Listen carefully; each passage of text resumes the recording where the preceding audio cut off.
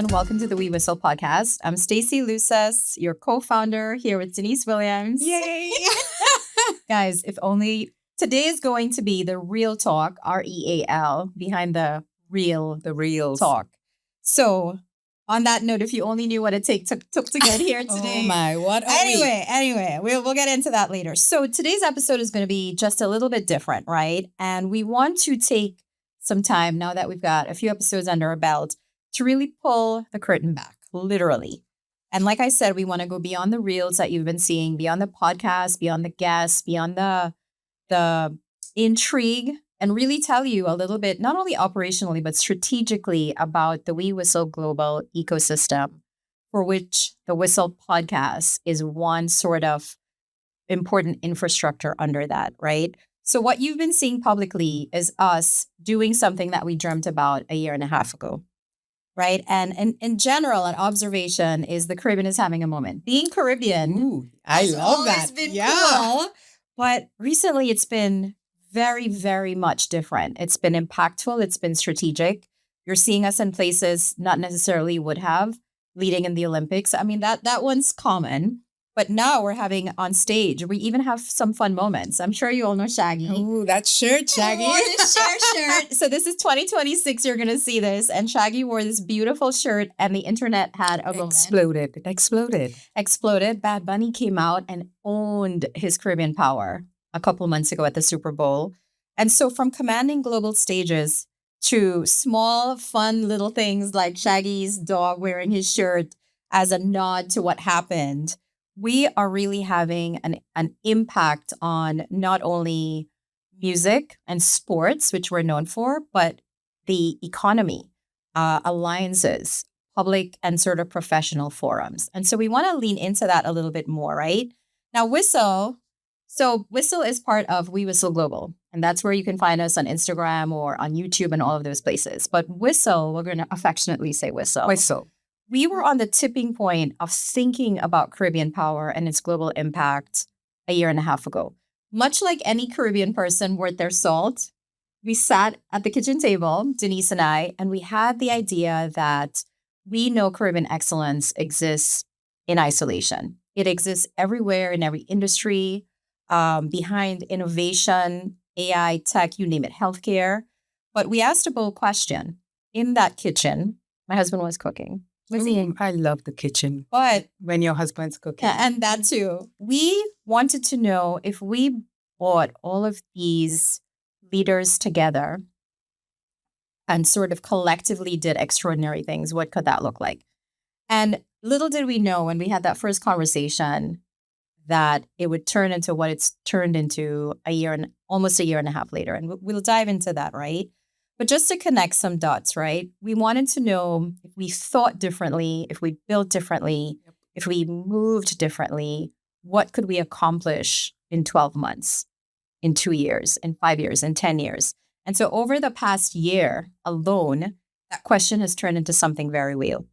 We're talking about hundreds of conversations. Hundreds of conversations. Zoom actually just sent me a congratulations. You passed 100 hours this year. So that's not even to mention last year.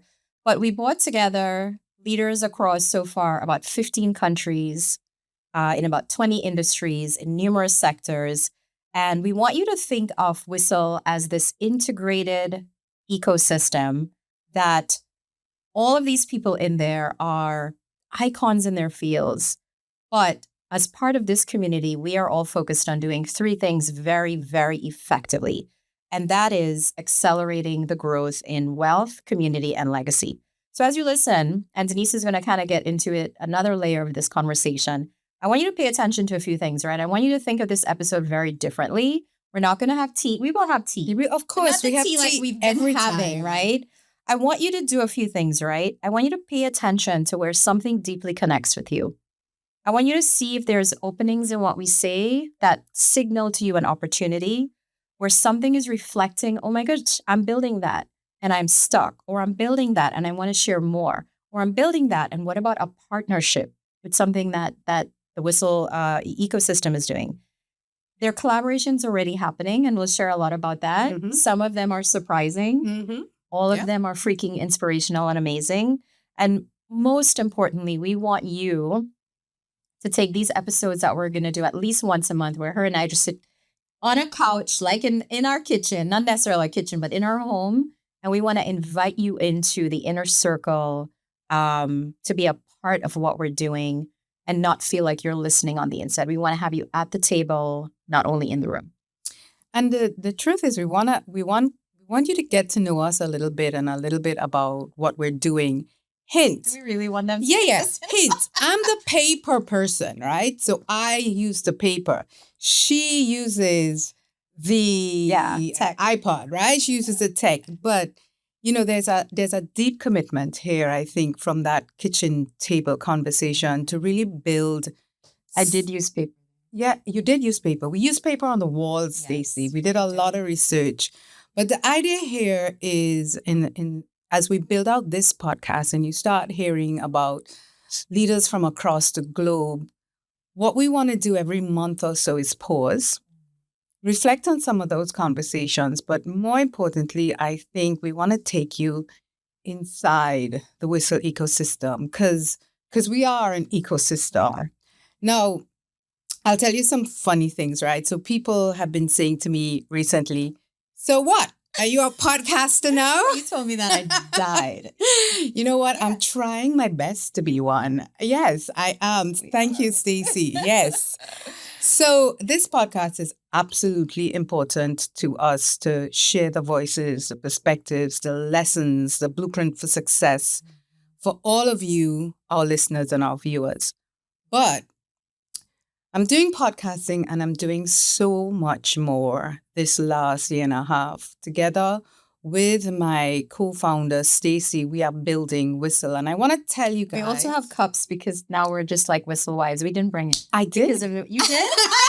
I did. I forgot. No, but yes, we're building something really special that we'd like to invite you to come in and take a look at what we're doing. So when people ask me what I'm doing these days, what I say is that we're building an ecosystem for Caribbean excellence. We're building the bridge, the platform where Caribbean excellence really just converges. Mm-hmm. A place for global leaders to come together in real belonging and just do extraordinary things. Even while wearing shirts.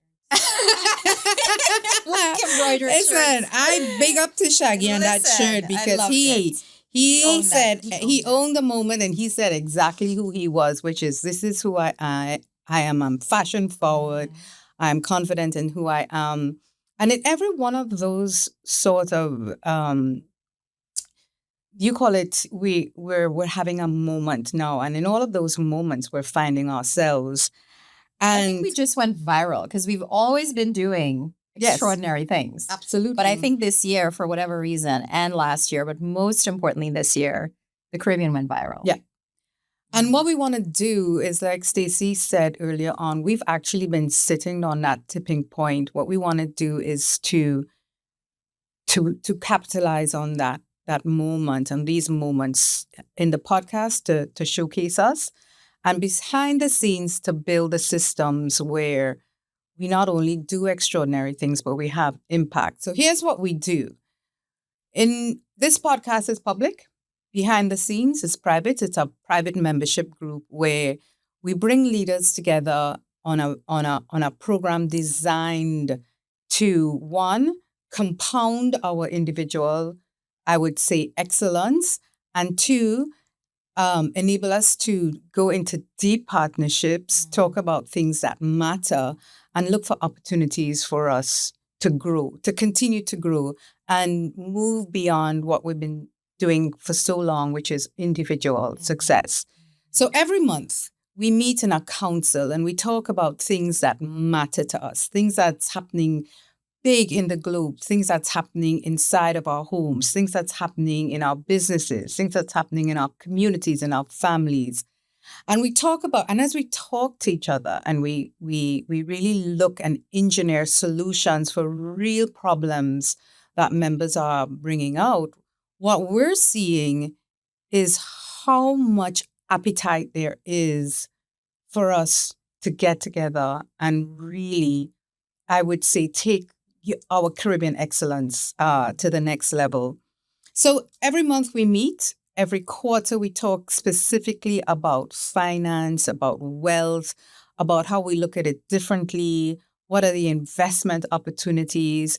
How can we invest in new products? How can we build? And this is our favorite phrase of Stacey and mine. How can we build ladders and bridges within the One thing diaspora? is, we love to say we're not a Caribbean organization. Absolutely. We are a global organization for the Caribbean diaspora, whether you are like us immigrants or you are back in the region or spread across the globe, whether you're first gen, second gen, and strategic partners. And strategic partners. And so that is really important that we bring that out in these conversations so that if you are thinking, oh, that's not me, think a little bit. Yeah. Yeah, absolutely. So we see ourselves as global. We see ourselves living in the diaspora. We see ourselves connected to the Caribbean in many ways. And we work with amazing partners. Navel string buried. Navel string is buried in Trinidad. That's where my navel string is buried. But and when we talk about that global side of us, apart from the monthly meeting and the quarterly capital circles, we actually host pop-ups in around the world in places where there are a concentration of Caribbean diaspora and people who want to do business with this group, both in the diaspora and back home. We're meeting with people who really want to come into this community. And here's what. We have a lot of fun. We laugh, we lime, we all talk because that's the Caribbean way. It's about doing business our way, doing business with people who really get us, doing business with people who understand the challenges, the circumstances, and really looking in new ways to make a difference here in the diaspora and back home. What Denise shared is so powerful, right? And we're going to take some of our own medicine. Oh, this part. One thing that we have been encouraging the leaders that we're interacting with across the globe is to own their power, is to own their voice, is to own their successes.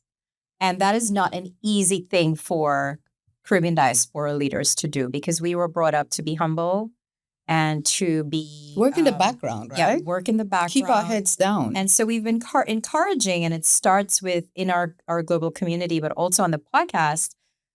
I don't even want to say humble brag. I want to say big up uno chest, right? And encouraging our members to really share their impact, talk about the legacy they want to leave, talk about the scope and magnitude of what they've been doing, because that is important. Because one, we need to hear the things that signal to us that I need to talk to that person. I need to belong to that ecosystem. I have a collaboration or a partnership. Number two, it gives our youth and the people in our next gen, to use that term, but also people coming as right peers, as colleagues, to really be inspired and proud and understand the levity of what's happening, but also where is there room to have more access and more amplification. So we feel that it's important that Denise and I share a little bit about our successes. See how I choked on that word, even saying it? Because in our own individual lives, we have had major accomplishments. And if we multiply that by the 50 or 60 people in any given moment doing amazing things, and you multiply that by each of them knows 2 or 3 more Caribbean diaspora people.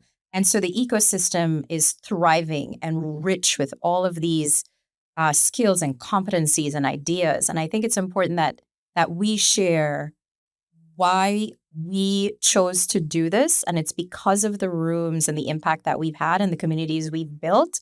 And we saw the gap. We saw Caribbean excellence in isolation, ourselves included. And we heard it in an accent, in a word, in a a nod and a swagger. Even in the way we move, the way we walk, The way you say for me mostly when I was traveling it was just certain words, yeah. But I want to brag a little bit about Denise who I've known Denise for well over a decade, but in the way most Caribbean people probably know each other, right? In a Lime or through a mutual friend or in circles, right? And not that I didn't know she was hugely accomplished or that she was important, but I don't know that we ever took the time, and I don't know that we ever do take the time in the circles that some of us are in to have those conversations. And I think that's one of the best parts of Whistle is we open doors to have those conversations. So Denz is not just a strategist, right? She's not just my co-founder. She is truly a builder of scale. And she spent over 2 decades operating at the highest levels of growth across multinational public and private systems. She was the chief growth, and I'm reading, yes, because I want to not F this up. She's the chief growth and commercial officer and has taken companies from early stage to billion-dollar valuation, expanded markets across the Caribbean into 4 continents, and led complex high-stakes integration, including Flow and C&W and Liberty Global to include Liberty Latin America. So the thing that I love about what she brings to the Whistle equation, and we jokingly say we're the different sides of the same coin, and when she talks a little bit about me, you'll understand why. But she's also done things that few people have done, which is built ecosystems where none previously existed, right? Which included standing up a multi-country foundation serving 22 Caribbean nations in the aftermath of the 2017 hurricanes. Today, Denise works with corporations, investors, and policymakers, helping them think through what comes naturally to her, which is how do you grow? How do you have market entry? How do you do coalition building at regional and global levels? And beyond all of that, she is one of the kindest, most straightforward humans that I know. And I really, really dislike that she sees me so clearly and calls me out in my own crap. But I have never had in a partnership or relationship or a mentorship a true like ride or die equal that sees me for who I am and there's no proving, but that the things that I'm able to express in my desire for what Whistle could be, she just takes it in and amplifies it because of where she's been and what she's seen. And I think it's important for all of you to know that we are just 2 people trying to do this, supported by right now dozens of people like us who are as committed to doing this. And I think if you walk away with anything, it's not just the Denise and Stacey show, and we could have our own show, trust me. Absolutely. But it is how do we bring structure and infrastructure and a strategic economic agenda for the 10 million global Caribbean diaspora across the world? And how do we do that with the right people? And I encourage you, if you think you are the right person, come talk to us. Yes, make contact with us. And so now it's my turn to talk about. Oh my God. It's my turn to talk about Stacey. And Stacey, thank you very much for seeing me. We're like emotional now. We're so sappy. Thank you for seeing me. And listen, even though I've known Stacey, as she said, for over a decade, really our paths crossed notionally in social situations. I've seen her, of course, on LinkedIn. This girl has 10,000 followers. I've seen her work, but this past year, I think getting to know her, and my circle is pretty strong, and they know the people in my circle, and they were very curious about you, right? They know who I've worked with. Yeah. They certainly know who I am and who I fed and who I have a good time with, and even who I have my advisory groups with. And so, it was very important for them to understand who you were. And like Stacey was saying earlier on, we really are 2 sides of the same coins. We share a very, very similar background, history, but our journey into the diaspora was different. I think like most Caribbean people, Stacey's is really grounded and rooted in excellence. And what does that mean? It's really the striving to be the best, to be very, very curious. And what I'm going to do now, I'm actually going to treat her like any other guest on the podcast and read a little bit about her. And I know, guys, that you don't like it when we read. I hear that. We hear your comments. But I think it's important that I really focus in on the level of, I would say, expertise that comes into this co-leadership and the expertise that comes in from Stacey, not just having lived through, and I mean really, really lived through the diaspora experience of coming here when she was very young and really creating pathways of her own because there was nobody to show you, right? No. Other than And work that really story hard. is repeated for hundreds, thousands, probably millions of us. I would say more than 3/4 of us share that journey of coming here and having to create paths. But let me tell you a little bit about my co-founder and my friend and somebody that I really and truly deeply admire. And let me tell you, I have come across many powerhouses.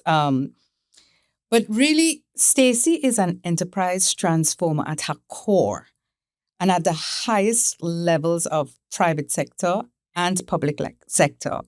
For the last 20 years, she has led strategy, operation, and transformation across Fortune 100 companies and the US federal government, including FEMA and the Pentagon level environments. So this means, really, if you dig into that, she has operated in rooms where decision moves billions of dollars, and where execution is really around not just national and US national impact, but I want to say global impact. At FEMA, she wasn't a supporter of the system. She actually helped shape it. She advised senior leadership across mission critical functions. And really, from HR to IT to acquisition, analytics, operations, aligning priorities to really, really complex, I would say, initiatives. And she did that in her badass way, right? She did that speaking to five-star generals and really down to people who were making copies of the 1,000-page documents that she would lead. You remember that story? Oh, I remember that story, right? And I want to talk about that a little bit because as I spoke to Stacey and I understood the impact that she made, not just within the organizations that she worked for, but really the people that those organizations affected. It's really significant the amount of people who were impacted by FEMA and by what you were doing. I would say in many of those organizations that you worked with.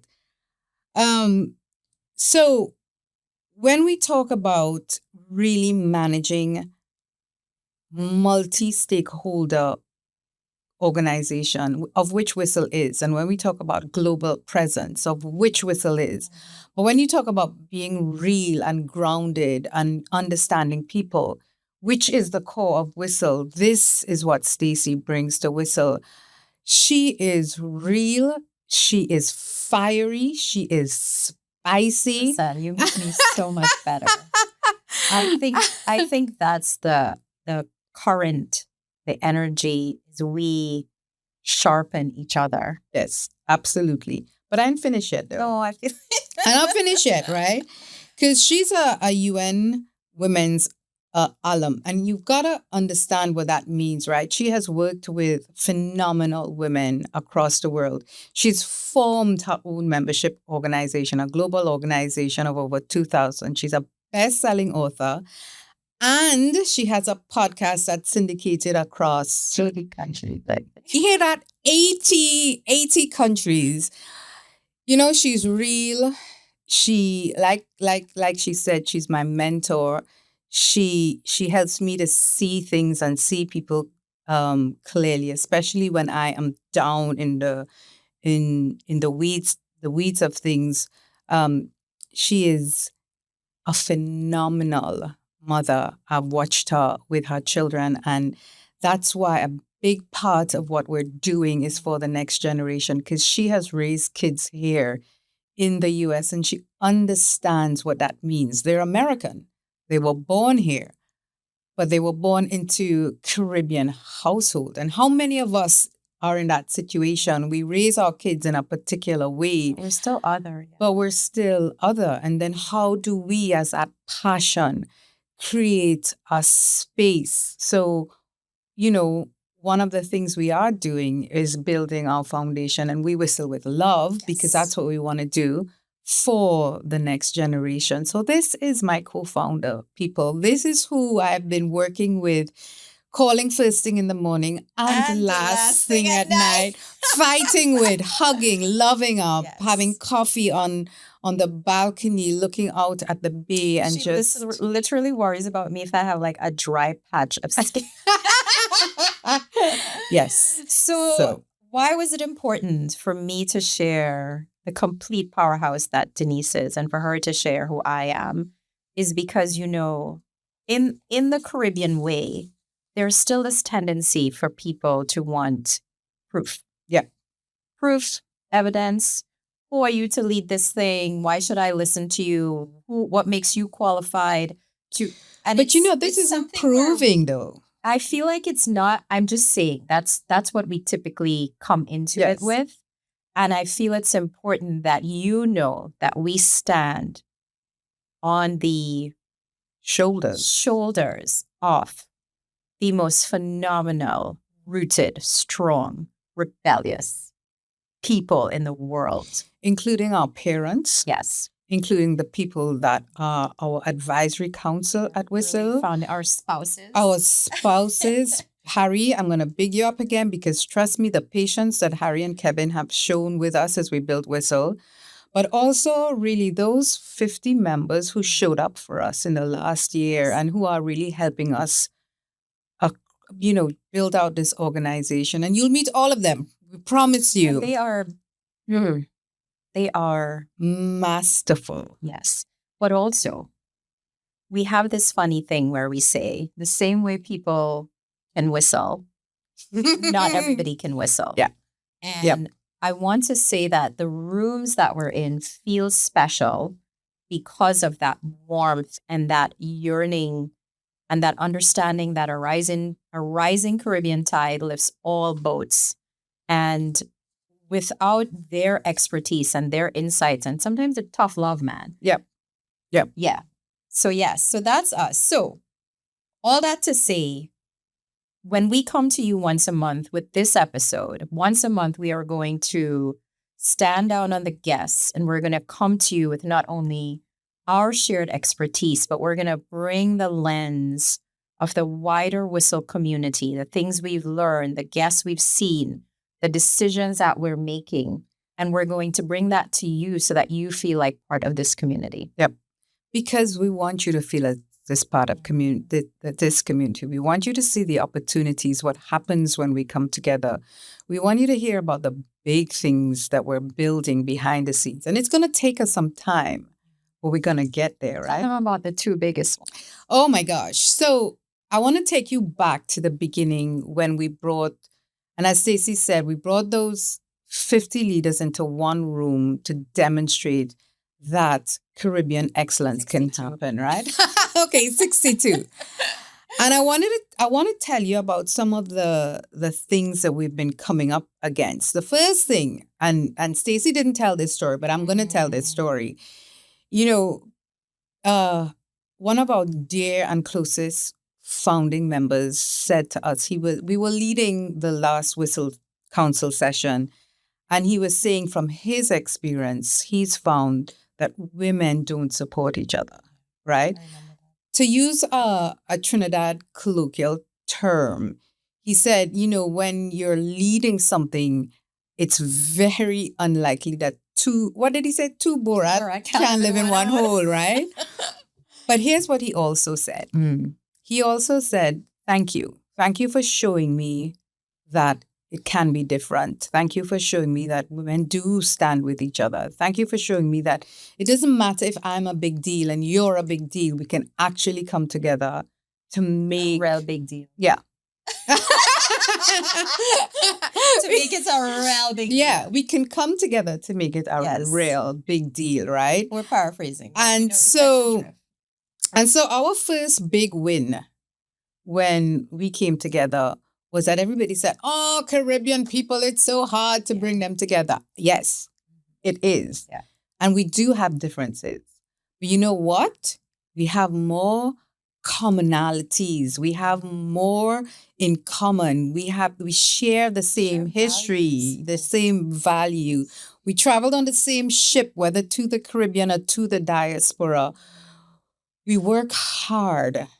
We have ambition for ourselves and our children. There's a deep yearning, and if you haven't listened to the other episodes, one shame on. No, I'm kidding.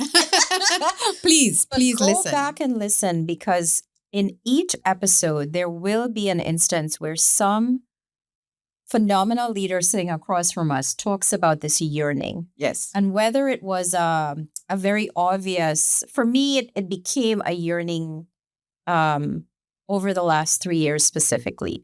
But before that, like many of us, we're busy. Yes. Busy traveling, building, doing all the things. And then you will hear all of them say, this feels different. Yep. And not only different from a spiritual and emotional and belonging perspective, but Denise termed this, and you'll find it on our website, We Whistle Global. She says how we come together to fully belong and do extraordinary things. Yes. And it's a word we don't hear often, extraordinary things. But I think that encapsulates. Yep. Just imagine the excellent things that leaders are doing now, and what happens when that comes together. And that's what we saw in December. We saw people showed up, Caribbean leaders showed up, but they didn't just show up for showing up's sake. At the end of that event, they were like, I am committed to making a Caribbean excellence leadership group work. Mm-hmm. But the story wasn't just what was happening as we pulled that event, which we called it Signal, because it was our signal to the world that we're here. It was what happened as we were planning, because like everything else, you're busy planning and then life happens, right? So we're planning for the launch, the preview to showcase what the possibility of Whistle can be. And Hurricane Melissa came. Mm-hmm. Now, Hurricane Melissa hit the Caribbean and especially Jamaica as a category 5. It's a 6. I mean, it broke. Absolutely. It broke unprecedented. So many, yeah. And of course, with that came unprecedented damages. Now, you would look onto Jamaica today and think, oh, they're fine. No, there are families without homes. There are roads, there are infrastructure, hospitals. And the part of Jamaica that was hit was the rural part. And so you're talking about the elderly, you're talking about children, you're talking about schools, you're talking about infrastructure, you know. And so as we started to plan for Whistle, we go, okay, well, this is our moment, right? And this is our moment because, as we said earlier, this was a world that was not unfamiliar to Stacey and I. Stacey has been working with FEMA. She has been dealing with not just disaster recovery, but resiliency.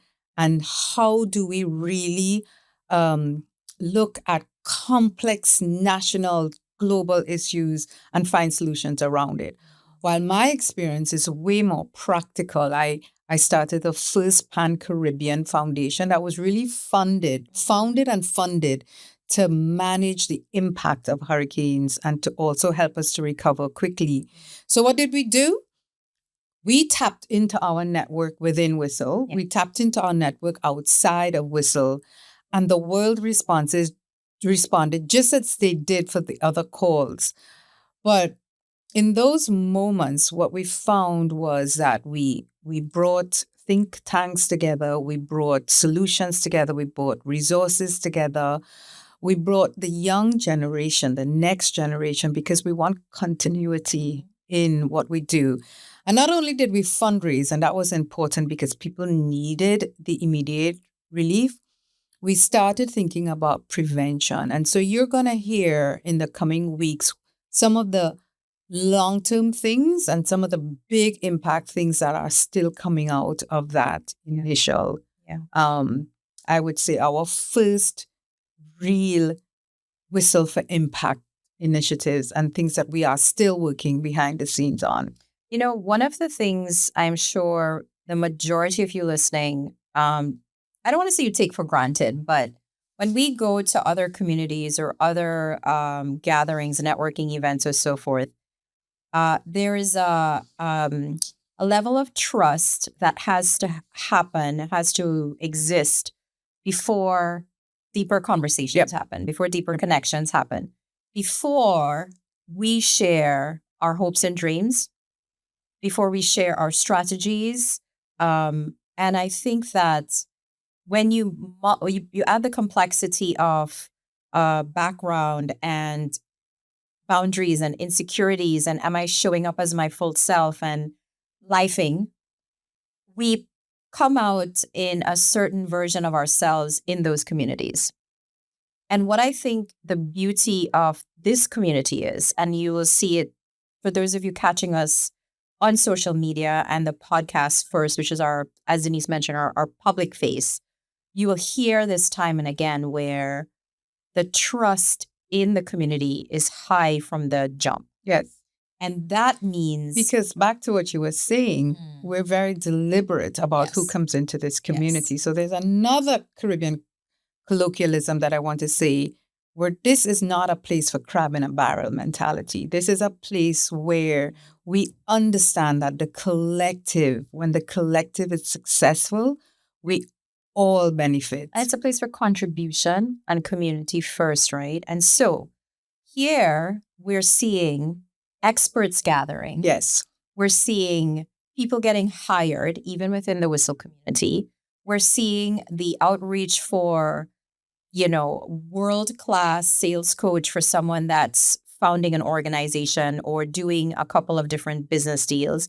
We're seeing the convergence of sustainability and real estate.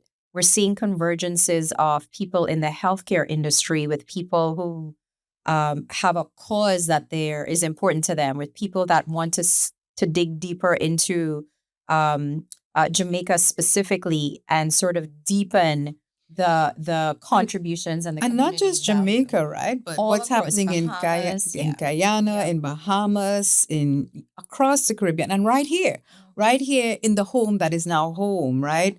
Because as Stacey is saying, our members are now hooking up to talent, to resources, to expertise, to just people who they would not have met, and who they share this shared identity, and who are really, frankly, fun to be with, apart from being extraordinarily capable. So what does that mean, right? You have this convergence of diabolically intimidating expertise, right? Capital ideas, connections with other strategic partners. And what was missing was a place for this to happen. And that's where we put all of that experience we just talked about, right? Over 40 years of combined experience doing this for everybody else, for governments, for industry, for everybody. And we said, no, we want to do this for our people. And so I think... And for ourselves. And so now that we are building the infrastructure, for crying out loud, we have an app.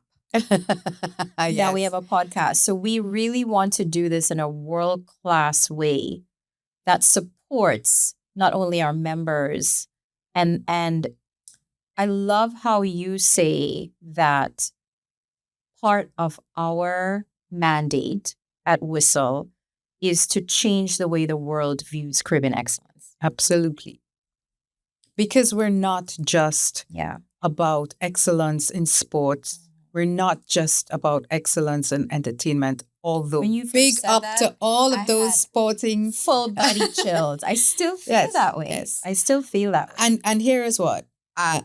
we're just coming out of Jamaica Champs, so it is, and Jamaica Champs is a case study in the excellence of how does a global ecosystem create excellence, right? So what we're saying is, yes, we're really, really good in the spaces that people say that we are, which is sports and entertainment. Yeah. But we're really, really good in the places that they're not seeing. Yes. In the spaces of technology, in the spaces of business, in the spaces of finance, in the spaces of healthcare, in the spaces of innovation. And there is power in uncovering those stories. And, you know, one important thing for us is, and I don't want to use the trendy term holistic living, but quality of life. The way that we live our life for the Caribbean diaspora is shifting. We are much more concerned now about longevity, about just living more naturally, leaning into things like therapy and hormone replay, right? Everything, right? And so we want to give space for some of those in the past taboo topics that now bring Caribbean solutions and strategy and the healers and all of those people to the mainstream, not only via the podcast, but in some of the work that we're going to do, right? I also want to give a shout out to two people. One is Keith Levy, who's one of our strategic advisors. Keith dedicated his Saturday, to Denise and I to help us work through a couple of strategic things we're working on for the foundation. And we were, not that we were trying to define what we did, but we wanted something that was so clear that anybody that heard it would understand what that means. And we came up with Whistle is the gateway to Caribbean excellence. Yes. And I want you to sit with that a little bit, because a couple of ways that's manifesting. One, the second shout out is to Consul General, and I don't want to miss Oliver Mayer, right? He's the Consul General of Jamaica to the Southern United States and the Dean of the Caribbean Consular Corps. And so he came to an event, heard what we were doing, understood that the folks in the room together represented a different type of conversation, access, and momentum. And so he invited Denise and I to present a couple of weeks ago. And so what we're doing right now is really working hard to create direct bridges and lines of communication between diaspora capability globally and the mandates that the governments have for the Caribbean islands, and not only each island specific, but the enterprise ones that we as a diaspora in Whistle are well equipped to handle, right?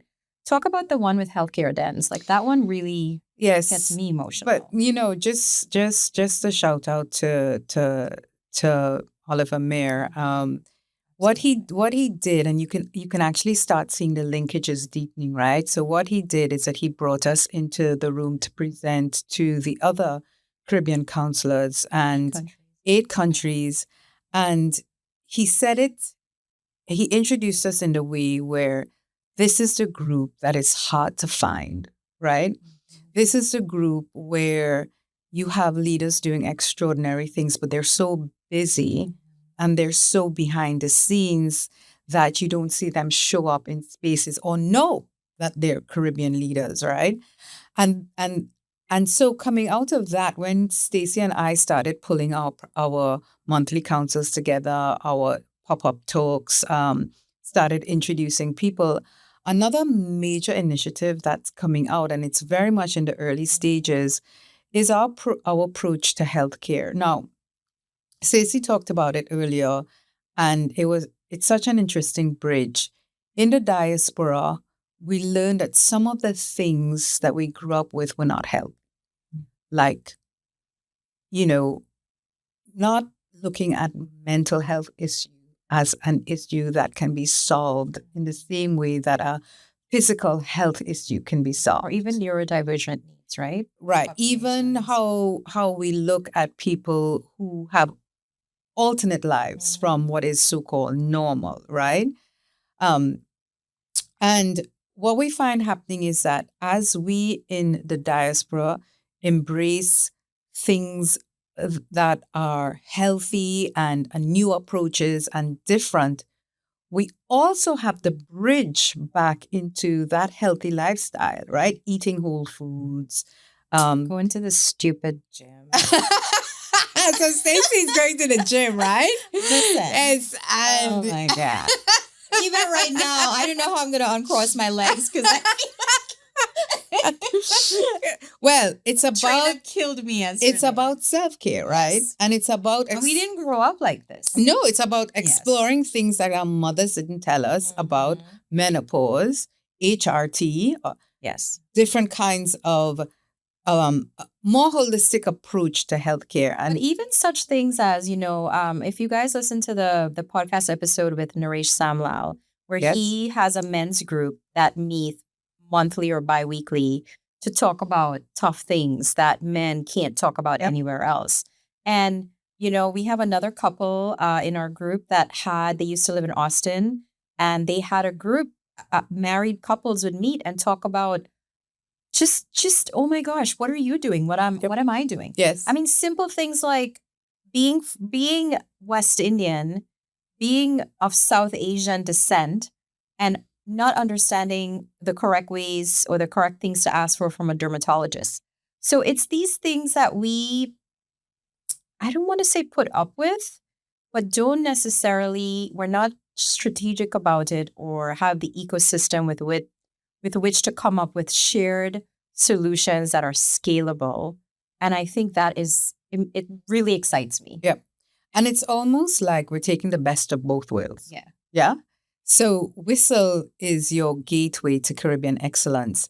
And it's that gateway, and it is Caribbean excellence because we have the shared experience of what happens in the diaspora and taking the best of that, because there's good and there's not so good, and taking the best of wherever back home is, because there's good and there's not so good, and really creating something new. Yes. Right? Denise and I, when we are very tired, and we were pretty tired this week because we're moving so fast, we like to say that's when our rawest form of the third brain is activated. Yes. And from that third brain, that synchronicity from people that spend so much time and conviction, have so much passion around building something, third brain comes to life and brings us these great big ideas. It just means more work. But we delved into our lineage, right? And what makes the Caribbean gene or chromosome different and unique. And we started this conversation talking about all these things. Caribbean, and being Caribbean is like cool right now, right? Globally. And we talked always about, were cool. Right. But now everybody's like, oh, I want to be part of the cool club. But we have this propensity to create something from nothing.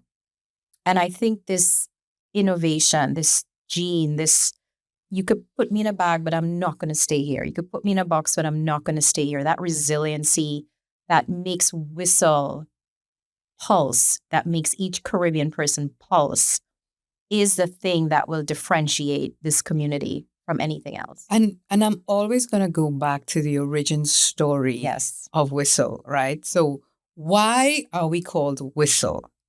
So we were called Whistle because we're not going to call ourselves Vibes.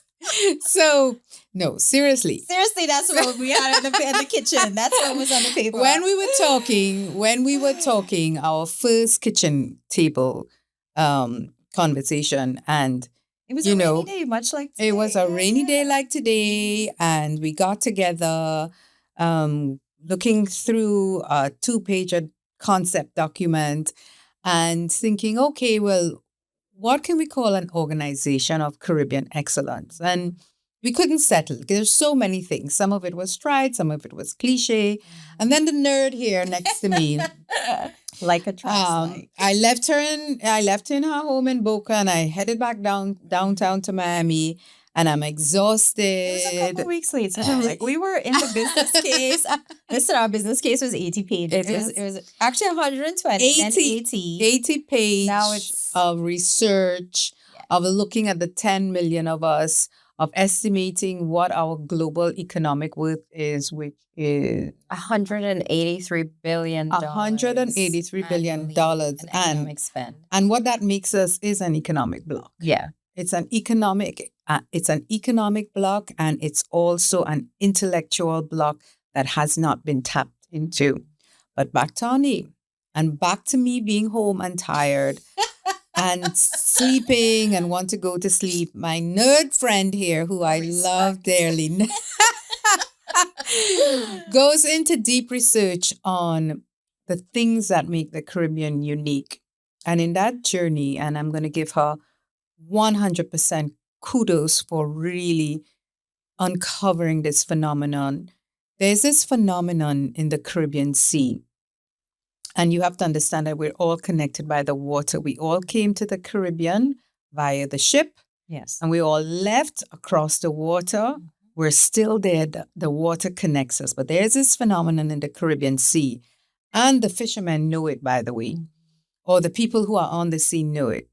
Only in the Caribbean Sea does, when the Caribbean Sea comes against the competing ocean and everything that disrupts it, think about your own life, it emits a pulse so powerful it can be heard from outer space. But it's not just a pulse, because the people who are on the sea talks about that calmingness, that singing of the ocean, that thing about the Caribbean Sea that is really undeniable. Because no matter what pressure you put on us, you're going to hear about us. Yes, we are going to persist. And so... and resist. And resist when we need to resist. Yes. And so the scientists that discovered it was Rossby. And so they call it the Rossby whistle. And when Stacey called me and she went into the history and she sent me the documents and we started. It was very, very late. 12 o'clock in the night, I left my husband's bed and I opened up my phone and we started talking. But it's not just that, I would say, that powerful comparison between us and that pulse. Stacey, the name, the whistle itself is also. And, we joke about vibe, but being Caribbean is a whole... It's a whole ass vibe. Yeah. And so the whistle itself is a call to fete, is joy. It was a warning. It is the signal to begin. Perhaps we talk about the Olympics a lot. Mm-hmm. Signal to begin the greatest race of your life. And so we love the texture of this word whistle in the context of the origin story of who we are as a people, what we're capable of, and most importantly, the things we want to do. We want to signal. We want to be joyful. We want to start. We want to warn. Yes. So we want to flirt. Whistle is definitely much sexier than vibes. But we are a vibe. We absolutely are a vibe. And so that's your introduction into our ecosystem. And we hope that you are fascinated by, as we are. Yes. And we hope that you will join us as we share and we uncover these moments. And that's going to be, and we want to promise it's going to be the fourth or fifth episode every time we have a few guests. But what this is going to do is not only extract in the most beautiful way their stories, their truths, their raw honesty, what they're working on, but we hope that you learn something and that you are inspired, right? And so that's thing one. Thing two is these episodes that Denz and I do together is going to feel different. It's going to feel sharper. It's probably going to have a good bit more shit talk. But also we want to pull you behind the curtain and give you access to the thought leadership that not only we are curating with our clients, with our people that we're working with, the governments we're talking to, the founders, and all the things where we want to bring it back to you in a way that makes sense and that grows you and accelerates your wealth, your community, and your legacy. Because as we said, a lot of times, like we existed in isolation in our excellence for decades before we stumbled upon each other in a kitchen table and discovered Whistle and created Whistle. And our goal really as a unit in this partnership is to do our very best to give back to grow together, but also to attract the right people. And what do we say about the magnet effect? It attracts and it repels. Whistle is not for everybody, but we hope it's for you because we hope that you can see the power of the collective. We know if you are a leader out there who's doing amazing things and their decisions you're trying to grapple with, their connections that don't quite feel real, first listen to this podcast and listen to some of the people and the amazing things that they're doing. And Stace, we got to shout out to our petri dish, our first group of leaders. So we had Sonia and Garvey. I forget the name. Fulton. I think it's Fulton. Naresh Samlal. We had Michelle Otti. And we had Raymond Levy, who were our first guests and were really patient with us. I mean, they were good episodes, but we'll get only better. But our goal is to really curate these voices and these humans and bring them to you so that you feel a little bit more like you belong, a little bit more comfortable in your badness level. And also you see it as a place where we rise together. And if you look at the Sonia and Gabby Fullertons, yes, we look at their story. It was a hard story. Hard story about things that we don't like to discuss, which is what happens in the home when infidelity takes over.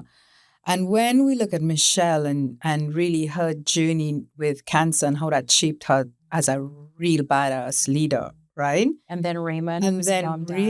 He created this whole healthcare infrastructure with hundreds of doctors. Using a masterclass, though, about how to connect with the community. Yes. And then Naresh, 11 of them in a 1-bedroom, sleeping on a mattress. And making decisions that went against the grain of what's accepted. Yes. And now leading a global company that really is just doing amazing things. And so if you are in your space and you're grappling with things, you want to fully belong, you want to do amazing things, please, extraordinary things, tune in. Listen about the Caribbean leaders that are doing amazing things. Deep dive into our episodes on YouTube, on Apple, on Spotify. Except if you're No. Please, we want to hear from you. Feedback. Connect with us. You can find us on our website, www.wewhistleglobal.com.